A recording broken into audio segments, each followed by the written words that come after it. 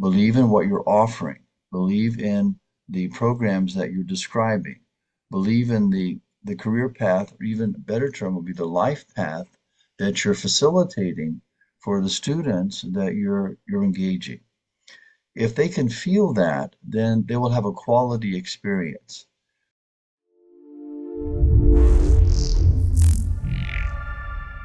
Hello, everybody. This is Ashish Fernando with Edu Unlocked and another fabulous episode where we meet leaders from education, leaders who are not just changing the ecosystem within their institution, but leaders who affected change to the entire higher ed ecosystem. And today we have one really, really special guest, and I mean it, like really special guest, because this person is probably one of the top three influencers in me getting into this whole field of education and doing what I'm doing. So, Stephen Boyd, welcome to my podcast. Oh, thank you so much, Ashish. It's really a pleasure to be here with you. I know we're going to talk about this, but we do have a long history. But uh, you're a special person, and it's really wonderful to see all the things, the great things that you're doing. And I'm just so happy that you invited me today to share a little bit about our relationship, our experiences, and something about this field of higher ed. Absolutely. I mean, it was inevitable, Stephen, that we had to be on a podcast because the kind of history we have together, the kind of things, I was a very, I was kind of a foolish, pushy entrepreneur back then, right? And I knocked on your door and you let me in and you gave me all I needed to kind of get started. So yeah, so this is really all of that coming together on my podcast that I do for education. So thank you. And for our listeners, just a quick introduction. A lot of you, if you're in enrollment, there's no way you don't know Stephen, right? Stephen's there. He's been in enrollment, especially international enrollment, for a really long time. He's been at almost every conference you can think of in international recruitment. Very driven. He's a thought leader, and that's how I met him. Currently, Stephen is the Dean of Enrollment at HJI International Graduate School for Peace and Public Leadership. And I can see why. And we'll come to that in a second. Because I think you're a leader, but also like you have a calm around you that's amazing. So, but when I met Stephen, this was Stephen, I think maybe about 6 years ago Yeah, at six or so. Yeah, 6 or 7 sounds right. years ago at Yeah. University of Bridgeport. That's where Stephen was the director of international admissions, and I had seen Stephen speak at a conference. I think this was Yes. NAFSA, right? And Yes. uh, and I was just I was brand new in the field, naive. All I knew was I wanted to change something about the way international admissions was done because I came here as a student to the US, and I was sitting at this conference and I was like, wow, this guy knows everything about it. Everything from how do you work with agents? What do students look for? I remember, Stephen, that session was about cultural differences. That's right. That's right. Yeah. Yeah, and you were talking about you cannot have the same message for an Indian student and a Chinese student.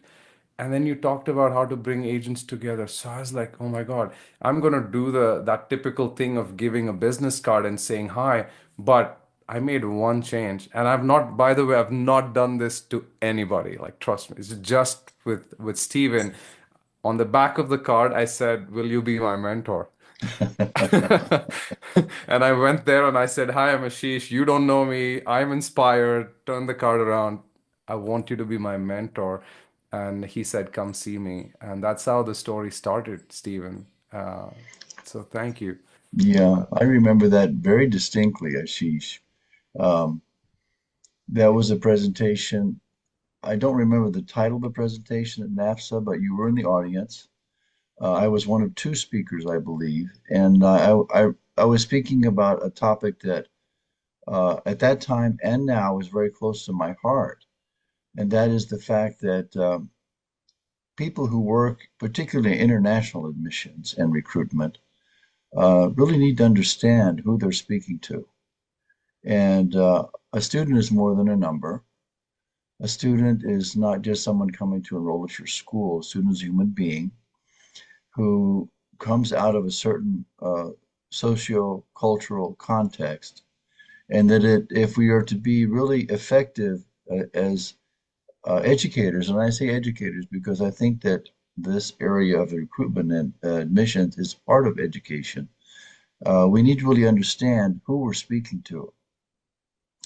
And obviously, sometimes we can't travel to the locations where that we would like to be able to have that firsthand experience. But it's highly recommended that we do if we can, if we have the budget, if we have the opportunity, because there's so much that you learn. And when you go, I mean, the attitude that I've always taken is not just to talk about your school. Uh, it's not a one-sided conversation. It's understand the needs, want, goals, and desires of the students you're speaking to, um, and not just figure out how those match with your school if they do, but also understand what's behind the life of the individual. Students in India, oftentimes their whole families and their extended families are pooling their reserves to Yeah. support financially the students to come, and they have great dreams and hopes and ambitions. So that's one thing you need to know, but also you need to know their and you learn this over time, how they look at the US, what they expect to get here, and whether what their vision is actually appropriate or accurate. And you have to adjust that. So these are just some little things I think about all the time because we're talking human to human. We have a service that we're offering in higher ed, which is our education that we're delivering to the students, but it's really for their betterment and for their betterment not just at our school, but also beyond the school when they graduate, when they embark on their careers or they continue their careers, all these things. I think that if you have that heart behind the effort that you're making, I think we can make a positive impact, on this industry and the greater efforts that we're doing around the world. And you know how I know you really mean that from your heart is you cared about even my career. I was just a guy who walked into your room, right? And I wanted to do something in international admissions, and I came to University of Bridgeport. I remember like I didn't you were busy and I think it was like admission season or something, but I was like I'm just gonna get in my car and drive down from Boston. It was, I think, 4 hours or something. But I said, hopefully, I'll get to see Steven. You gave me time. You cared about what I felt. You cared about telling me where I was thinking, where I was going in the wrong direction, if I was going in the wrong direction. And that means a lot. That means a lot when I think when an international student is talking for the first time, they're thinking of going abroad to study in most cases, right? They've never even left the country. In most cases, they don't even have a passport till that point. Mm, They're getting a passport, but and it's a very anxious decision to say, I'm gonna leave my family, go to the US, study somewhere. The biggest difference I feel in that whole experience for a student to come here, study, and be successful, a big piece of that is that one person they connect with at the mm, institution, mm, right? And I tell this all the time because I mean it, is I remember Kristen Shockley at Bentley. She was the graduate. She was the, I think, for graduate business school. She was the director of admissions, and she was one reason why I was like, oh, I think she's there. Her team will take care of me if anything were to go wrong, and it's a big part of why I went to Bentley. Other than, of course, the 100% scholarship they gave me, that was very lucrative. But the people part of the process, and you like I know at UB you were at the helm of it, heading international admissions.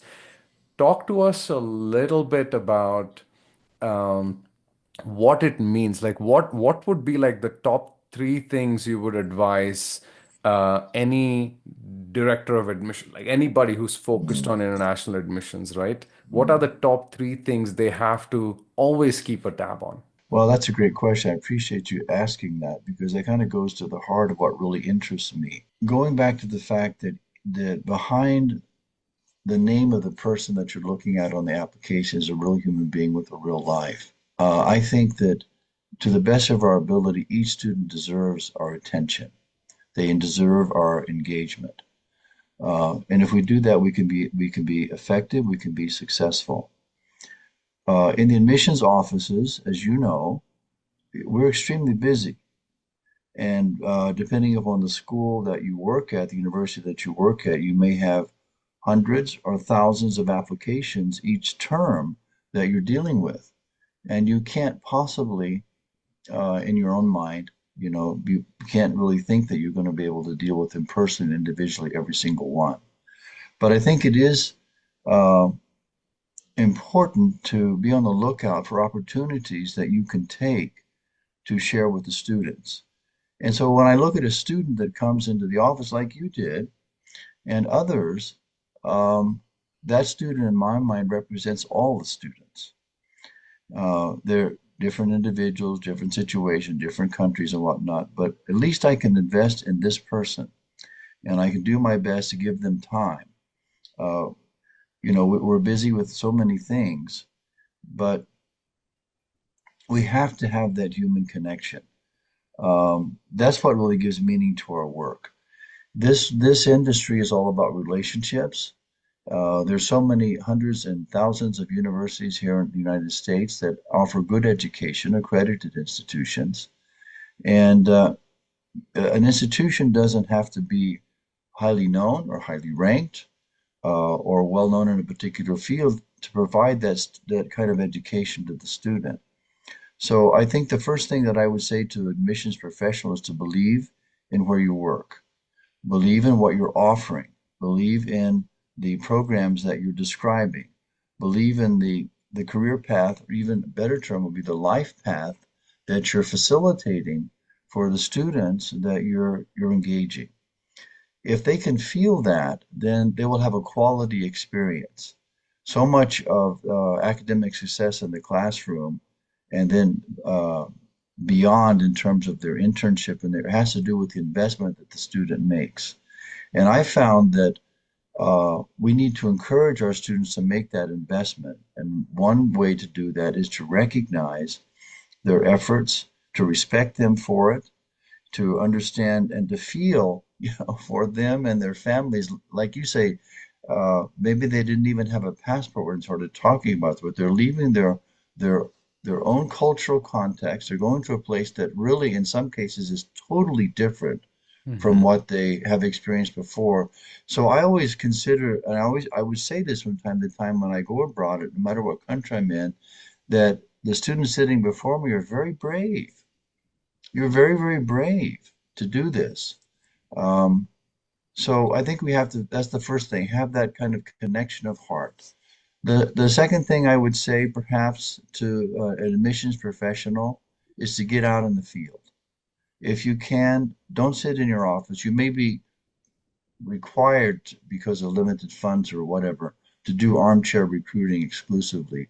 But if you can't, get out in the field and be curious. When you travel abroad as a missions counselor or a director, your schedule's full. You've got sometimes three, four, five appointments in the same day. You're running from one to the other, and it can become a little routine. And in the process, you can miss something. But be observant, talk to the people that are with you, learn about the country that you're visiting, understand their culture, understand and respect and appreciate the culture that you're in, and try to bring that back with you. That process matures us as individuals. I think it makes us better people. It makes us better persons. It broadens our mind and our heart so that we can embrace people differently. We can have a different attitude, and then we can share that kind of knowledge and wisdom we get with those in the same field, same business, or same role that we have at other that you may have at other institutions. Share it with them also. Something that we need to kind of commonly share. So get out into the field, engage the students, talk to the students, engage your providers, your student providers. I mean, there was a channels in which they come, whether it be high schools or universities in the local area, the Education USA network. If you're working with an agent partner, really make it your business to know them and understand them on a human level. It's a two-way street. When you're recruiting students, um, if you go to Education USA, it's not their job to send you students. I mean, they're Yeah. there to help you. If you sign a contract with a third-party service advisor, it's not a one-way street. This is something that you want to do as a partnership. And so it's not, making an agreement, sitting back and waiting for your students to come. It's really engaging the partners that you have. So I guess those are some things that come to mind, Ashish, that I think would help um, individuals in this career path of admissions, but also I think it would help the broader scope of what we're actually doing, which is goes even beyond education, talks about interfacing of cultures and really creating communication, as a basis for future prosperity. I love it. I love it, Stephen. Even I feel like the calmness and trust in your voice, and I'm sure that's exactly what every agent partner, every student on the other side hears, right? And that goes a long way because I feel like in our industry, it's people think it's about numbers and you can push it and yeah, like you said, sign 20 contracts and hope that the numbers start flowing in. And then very quickly they end up realizing that no matter how much you automate it, you put AI for enrollment and do all the things that like you and I have talked about in terms of how I look at the world, right? Technology. One thing I've discovered and you have like way back is that it is going to be a high touch industry at all times. Like that's just how it is. Education is one of the biggest decisions and one of the biggest parts in a person's life where they spend the most money, right? It's like buying a house and then education, like investing at least five-digit figures in your education, right? So that's a lot of money, especially for international students from Asia and other places. And so talking to a person, talking to a human goes a long way. We see that even with our industry, like business partners, like agents, when they talk to you and they feel that connection, you see that suddenly there is this whole idea of, oh my God, yeah, I need to work with Steven, right? He's a great person and I want to help him and his institution. And so I totally agree with you. When I came in and you know this, when I first walked in, I'm like, technology is the answer, Steven. We're gonna fix it. Look at all this tech I'm building. And once I put this in, it's going to be like booking.com, where like you want to go get flights, get hotels, and like, oh wow, it just happens in seconds. And I want international recruitment to be like that. If a student feels, oh, hey, I have the need, it should be instant. And then very soon I realized that technology is great and I think it's helpful. We're seeing it. A lot of companies in our space like Applyboard and Adventis and Leverage, they're all like using technology in great ways, including us. But there is not a single company that's 100% or even like 70% tech. There's still a lot of human involvement, and that's because you do at some point have to get on the phone with the family, with the parents, with the agents. So 100% agree with you. Yeah, I mean, I think you're honing in on a point that's very important. I mean, we're seeing so many technological advances, and they're very quick, they're very rapid, they're happening every day. You're the expert, I'm not. And from a more layman's point of view, it's like overwhelming. It's overwhelming.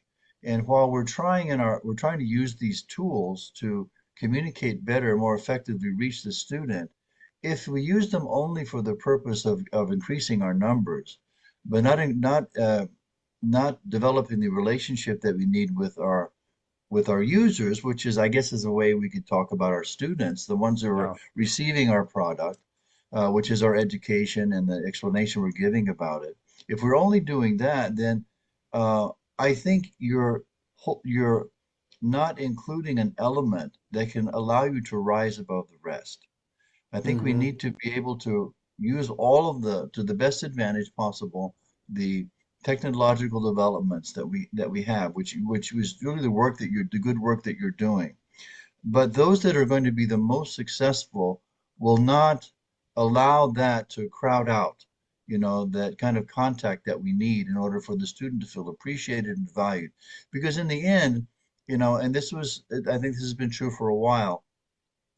When you were a prospective student thinking about coming to studying at the U.S., I'm sure you talked to a lot of different schools. And a lot of different schools, they sounded kind of the same, Yeah. right? They sounded, we have this and that, we have this certain faculty ratio, we have these laboratory facilities on campus, we have these student clubs, we have this and that, we're located near this metro area, etc. And those are all good features, right? That would be appealing and be valuable to the student life on campus and their academic life. But how do you decide between those five that kind of sound the same? Well, I mean, one, you mentioned having good scholarships is important, so sometimes that overrides everything. But Yeah. let me give you an example. I have a good friend who's a researcher at Yale. I'm in Connecticut, not too far from Yale, and he and his wife are both actually researchers there. And my wife and I were out to dinner with them. They invited us to dinner, and he was telling us the story of how he came to work at Yale as a researcher in a major lab there. He had made his decision to go to another institution. He had several offers, a very qualified individual. He made his decision already to go accept the offer of this other institution, which I won't name, but most highly regarded.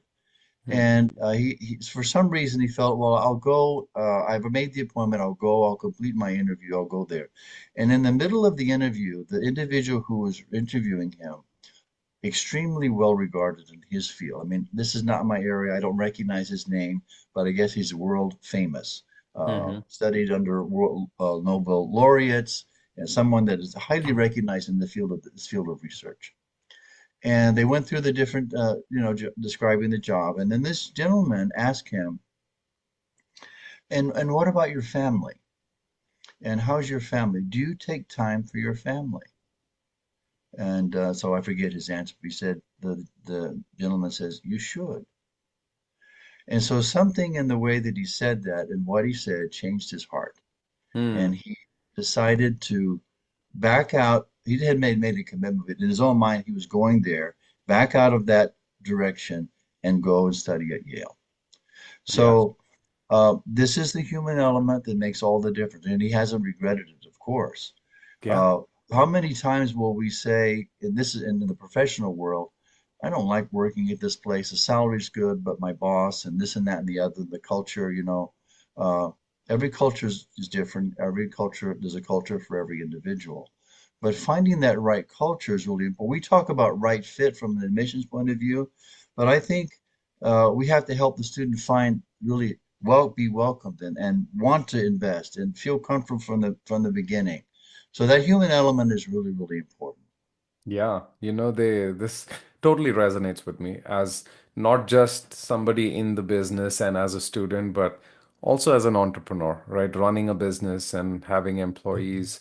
Um, there's a recent survey. I mean, they've done this a few times, and every time the number one reason why employees leave after 2 years of working at a company is not because of or they didn't get more salary or because the product was not the good fit for them. The number one reason is they did not like working for their managers. Mm, It mm, in the end, it's all about the people you work with, right? So, mm.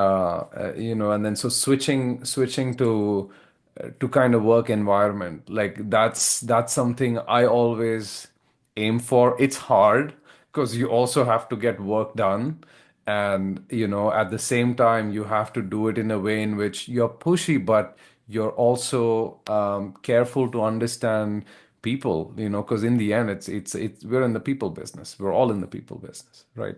Um, That's right. Yeah. yeah, yeah. Just so I always think about it. Like we were on a stand up this morning, and it got pretty hot. right? We were like discussing things and kind of pushing each other.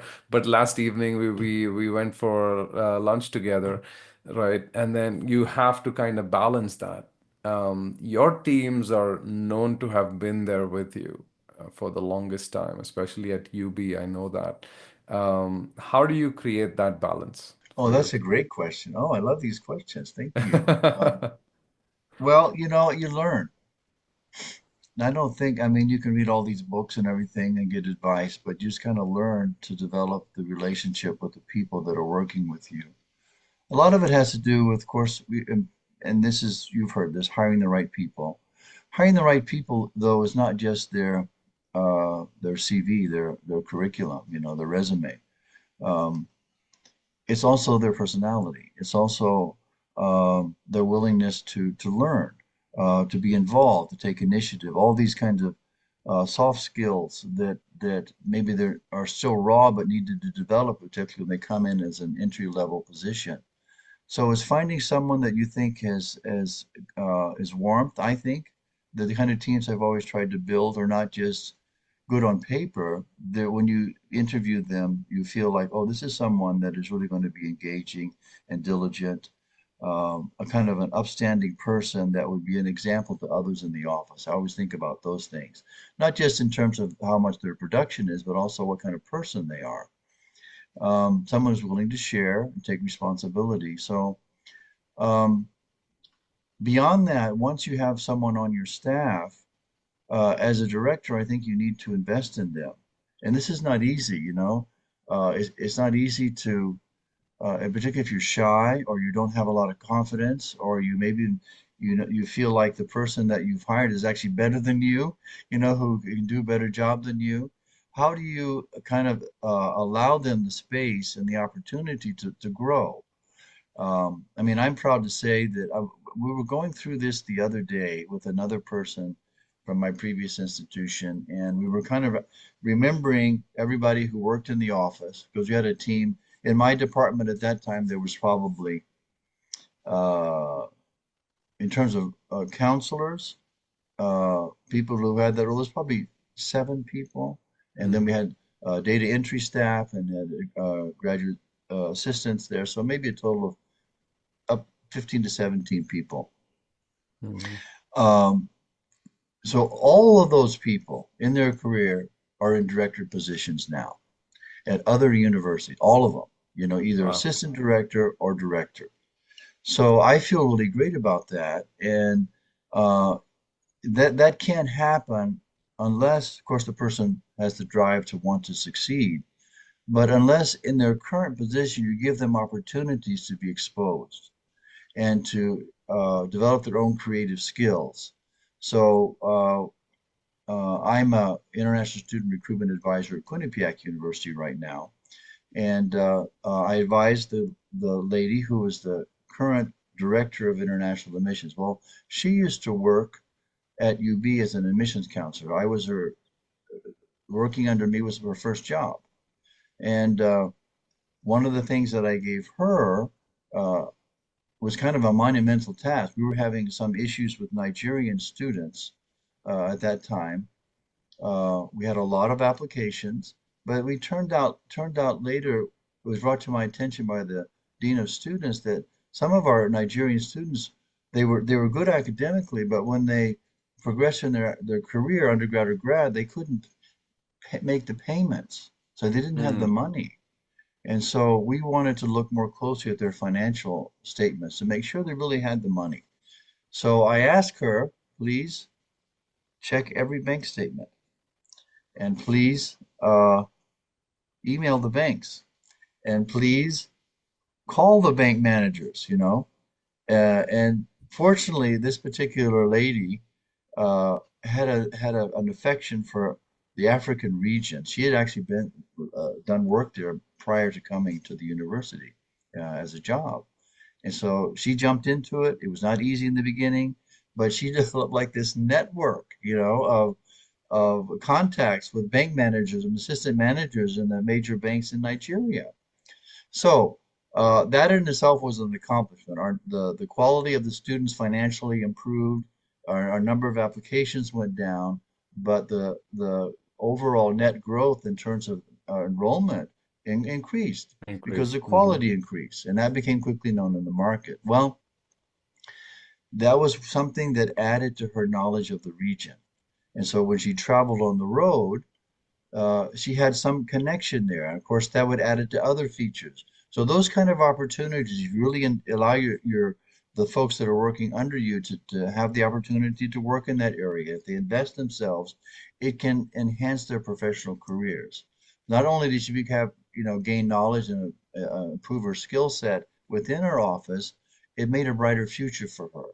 So I guess today, what I look back on, I feel proud that so many of the folks that worked under me and in related departments in the admissions area, they're leading other departments at other universities. So I think that means that to some degree, myself and others in leadership roles in that area were successful. So it's a proud achievement. Oh, totally, Stephen, and congratulations on that. In fact, we were just yesterday.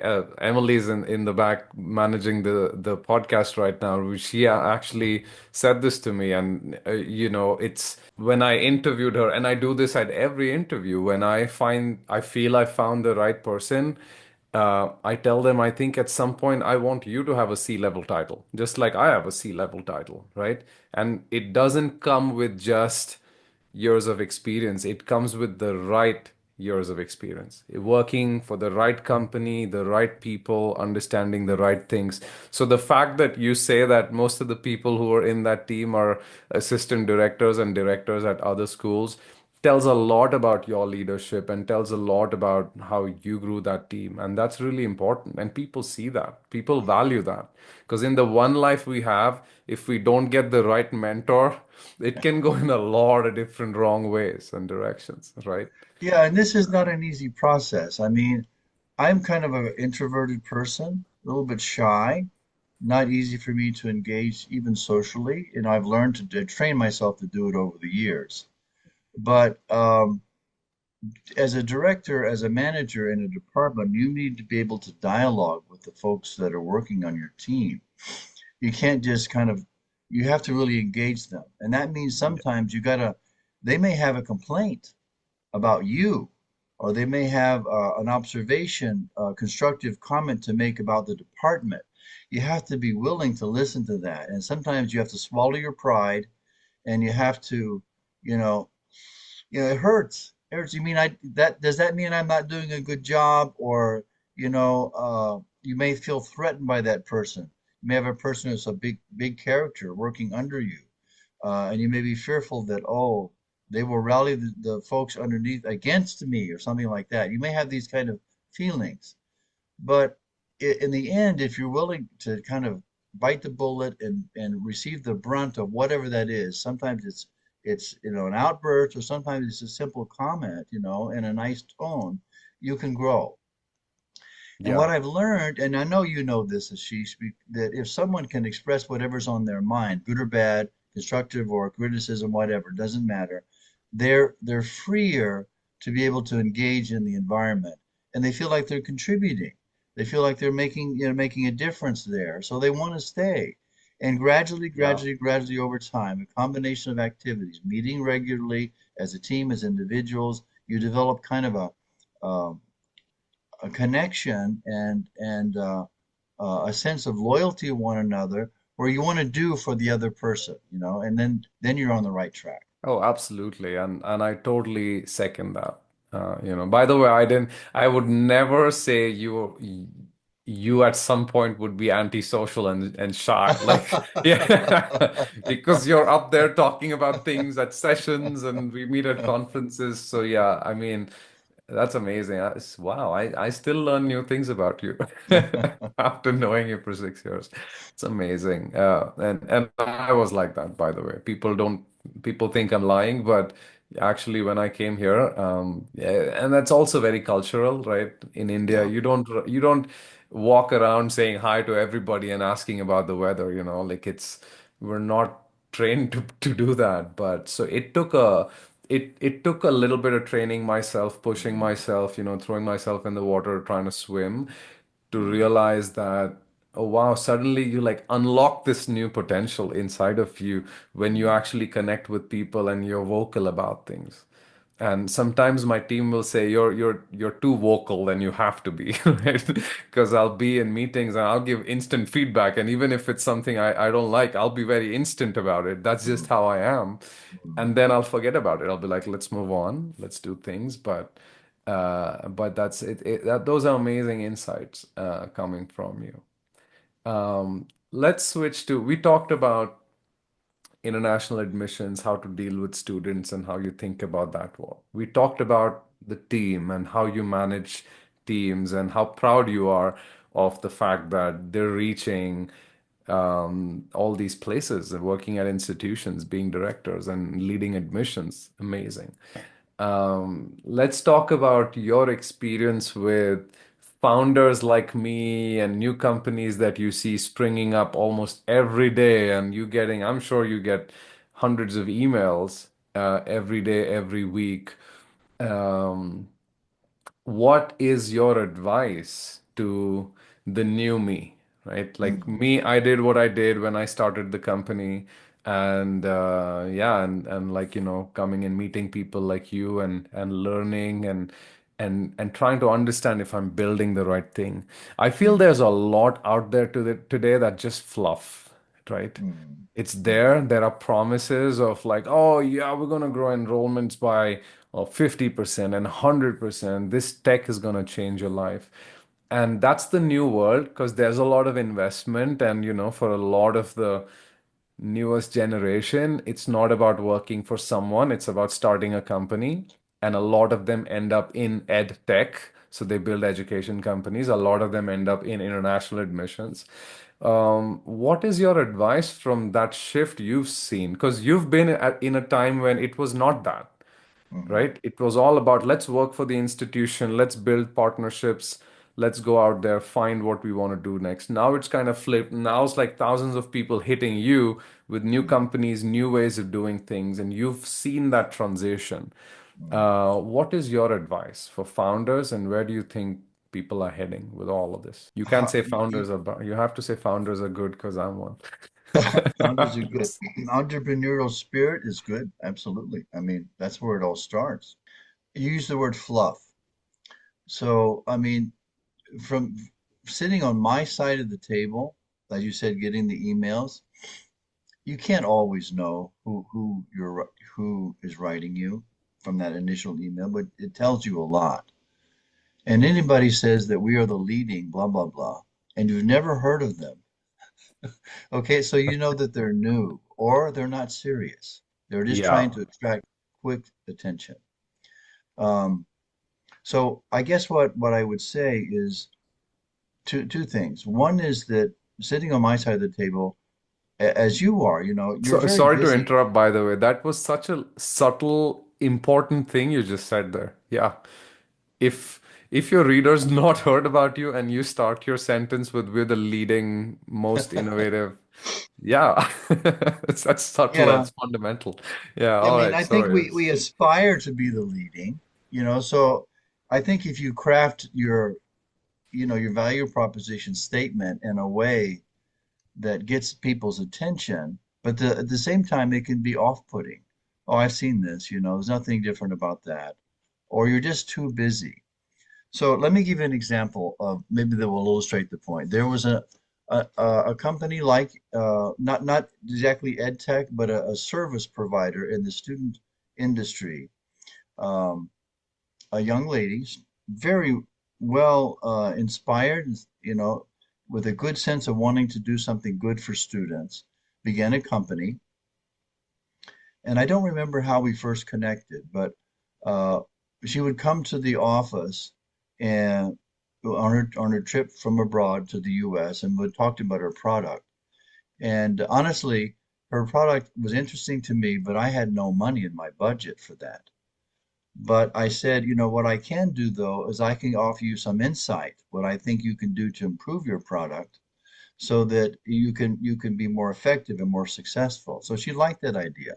So we had 2 or 3 meetings, both abroad and on campus, where I would just kind of offer my insights, and she had another person who would come. So um, part of it is learning from the company side the reality of the university. Sometimes we think, for example, and this is years ago, we would get spreadsheets with leads, from companies or inquiries, but they were just that. So they give me 1,000 or something, that would be what I would be purchasing. But honestly, I had no time to develop those leads. And so while even initially I thought that was good, I couldn't care for them in a way Couldn't. that Yeah. they should be cared for. So understanding what you can deliver to the universities as a company that can really be helpful to them in a manageable way is important. So you need to know their side of the table. Come into the university. Can you show me around? What do you do here? Rather than just trying to sell your product. And over time, gain more information and understanding of what the university's reality is. And therefore, you can understand better. It's like knowing your customer. The more you know your customer, the better you can serve them, hopefully. Absolutely, yeah, and it's for a lot of people, it's easier said than done, right? Like this is for me when I even think of like how do I talk to an institution about iSchool, right? About what we're building. A lot of times, like we've gone through a lot of churn in the sales team, is because when people come with a sales title, they think, oh, I'm going to have a script and I'm going to pitch that script. And this is what the institution is going to buy. But it's not about that, right? We would, again, just last 2, 3 days, we've been having these conversations internally is we're solving problems. That's our number one goal. It doesn't have to be about our product. We have to talk to institutions about the problem they want to solve and then think and actually guide them on whether we're even the right product for them, right? Yeah. Yeah. That's very important. I've built a lot of relationships doing that where sometimes we'll go for like a couple of months and keep talking, and 2 months later, the person, like a director of admissions or a VP of enrollment, will be like, hey, we know each other for 2 months. We've been chatting, having coffee, having lunch. You've never told me about your product. Uh, and that's happened, but those have become my most lasting relationships. At some point, Hmm. they've turned into business, Hmm. but a lot of times they remain where they remain. We'll call each other and talk about challenges. But I am extremely passionate about making enrollment faster. That's what I tell my team. I am passionate about making enrollment faster. If you go to a school, of course, they want to make enrollment faster, which means there's a place for us. But Yes. it's a combination of whether they have the budget, whether they have the time, whether they have the need right now, whether the numbers are looking good enough. There's a lot that goes in, and so I as a founder, and that's why I asked you this question, because I advise a lot of founders, as part of Learn Launch, as part of some other organizations where I work with founders, uh, and I tell them, I start with a caveat that even if I was like a unicorn founder, right? Like I made $1 billion company, still I don't think I would be able to stand here and say I've learned everything and I'm going to tell Hmm. you how it's done, right? And so in with my humble beginnings at iSchool and where I am today, the one thing I've learned, and I tell them all the time, is don't pitch product. Yes, build a great product, but if you have to convince somebody again and again and again and again to buy product, that may not be the best way of selling. Because for me, what's worked the best is I tell people a lot of times, a lot of my sales to universities starts with, I don't even know if I'm a good fit for you, but I'd like to try. And Hmm. I won't charge you for 3 months because I want to see if it's a fit, right? Hmm. And a lot of times it is a fit, and they see things improve, they see numbers grow, they see enrollment go faster, and it turns into a sale. And I uh, think and so that's I, really, yeah. really good advice, Ashish. Really good advice. I guess what I was thinking of as you were speaking is that a little bit different focus, but some of the most close-knit, long-lasting relationships I have with third-party service providers or with agencies abroad is when the conversation of the relationship develops not only around the specific issue or product that you're relating to, but talks about broader issues in terms of how this work that you're doing now can impact the greater industry, higher Yes. ed and recruitment. So, what are your strategies? What's your vision for the market? How do these things, what's happening this term, and how do you see these trends? Those kinds of conversations allows you to step back a little bit, and in that process, you see how this partner fits into that scheme and how they can be helpful to you. Yeah, 100%. Yes. And I won't name names, but like we work with a large education enterprise, and I tell my sales team this as an example, is that with that company, we did the whole thing. We first signed the contract, and then they asked us the question of, okay, so how are you going to help us? How funny is that, right? Mm, And this is true story because mm, when people realize that this is a genuine person, this is the right person who has the right attitude, but who also has the right knowledge and skills in my space, then they know that, hey, somehow this person will figure out how to help me. mm, Right. And it's so powerful. And we do this at all times. I'm sure you've done it. You've signed contracts with agencies or someone where you're like, I don't know how this person, whether they even have the numbers, but looks like a genuine person, and I want to give this person a shot. mm. Right. That's really true. And as you're speaking, and something else came to my mind. I mean, I've had agencies come to me with numbers, and so in the old days, you had the luxury of having a trial period. Okay, I can't sign a contract right now, but please, can you send me a couple of students to see how the students work out? I'll interview them, see how their experience was with you, etc., and we can decide what to do. And so, in one particular instance, the company sent a couple of three students and promised more. And the assessment was, we don't want to work with this agency.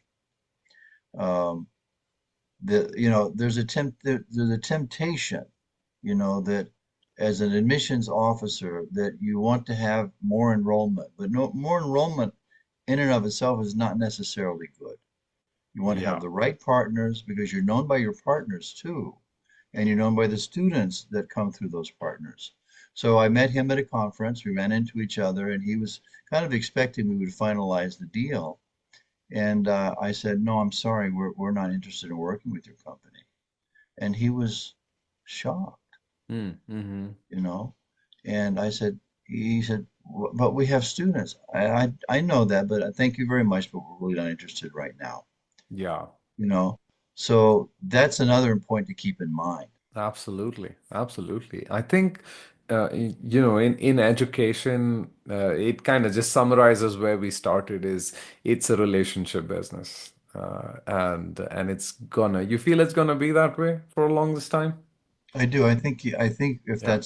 if in your work that is not included, or if you lose it somehow, you others will surpass you in terms of success. And again, success is not just I don't think it should be measured only in raw numbers. I think it has to be success has to be measured in quality of experience, that it has many components in the student's life cycle.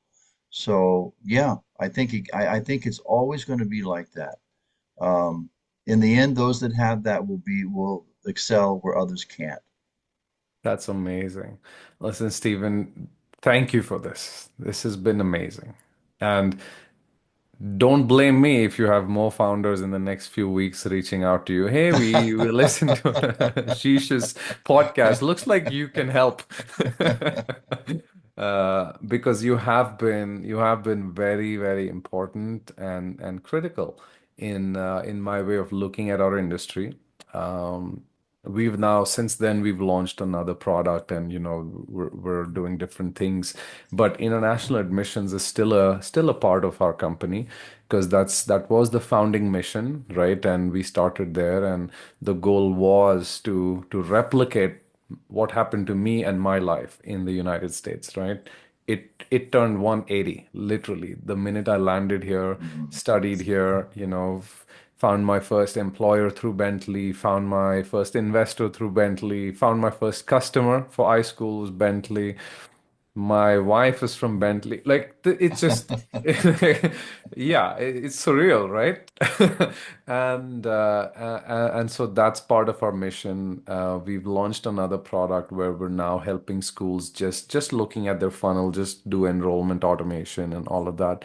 But we always love working with students. I love connecting with students, but most importantly, all of that started with a few really important mentors in my life, and you are one of them, and that will remain forever. Nothing can change that, right? So I am extremely grateful, extremely thankful for everything you've done. Well, thank you, Ashish. Those very kind words, and thank you for giving a few minutes to chat with you and share these ideas. There's so much more to talk about, but as long as I think we kind of keep these ideas in mind, we're on the right path, and we're going to be contributing to future successes going down the road, in this industry. Thank you, Yeah, Ashish. absolutely. Thank you so much. And thank you to our listeners for joining in on another amazing episode of Edu Unlocked with me, Ashish Fernando, and our amazing guest for the day, Stephen Boyd, who's my mentor, guide, and really good friend. And I'm sure you'll hear from him again. But till then, thank you very much, everybody.